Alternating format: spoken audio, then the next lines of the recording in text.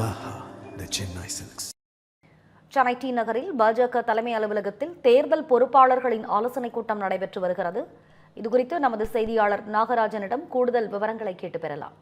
நாகராஜன், வணக்கம். சொல்லுங்க, டி நகர்ல இருக்கக்கூடிய பாஜக தலைமை அலுவலகத்தில் தற்பொழுது தேர்தல் பொறுப்பாளர்களின் ஆலோசனைக் கூட்டம் தொடங்கி நடைபெற்று வருது. யார் யாரெல்லாம் வந்திருக்கிறாங்க, தகவல்கள் என்ன, விரிவா வழங்குங்க. தமிழ்நாடு பாஜக சார்பில் 2026 சட்டமன்ற தேர்தலுக்கு தேர்தல் அறிக்கையை தயாரிப்பதற்காக ஒரு குழுவானது ஏற்படுத்தப்பட்டிருக்கிறது.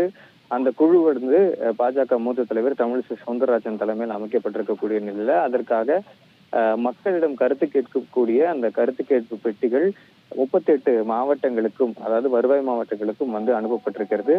அந்த வாகனங்கள் மக்களை நேரடியாக சந்தித்து ஒவ்வொரு இடங்கள்லயுமே அந்த கருத்து கேட்கக்கூடிய நிகழ்வில் ஈடுபடுவாங்க. அதே போல மிஸ்டு கால் கொடுத்து மக்கள் தேர்தல் அறிக்கையில என்னெல்லாம் இடம்பெற வேண்டும் என்ற கருத்துக்களை தெரிவிக்கும் வகையிலும் ஏற்பாடுகள் செய்யப்பட்டிருக்கிறது.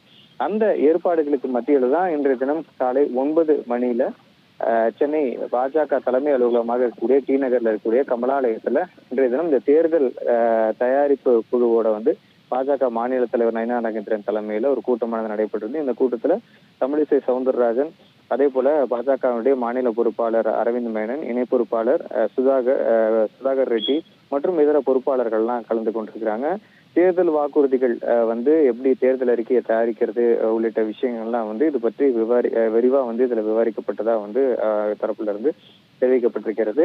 இதை கொண்டுதான் அடுத்த கட்டமா அந்த கருத்து கேட்பு பெட்டியிலிருந்து வரக்கூடிய விவரங்களை வைத்தும், அதே போல பொதுவாக இந்த குழுவினுடைய பங்களிப்பை வச்சு ஒட்டுமொத்தமாக 2026 சட்டமன்ற தேர்தலுக்கு தேசிய ஜனநாயக கூட்டணியில் இடம்பெற்றிருக்கக்கூடிய பாஜகவுடைய தேர்தல் அறிக்கையானது தயார் செய்வதற்கான அடுத்தடுத்த விஷயங்களை பத்தி இதுல ஆலோசனை செய்யப்பட்டிருக்கிறது.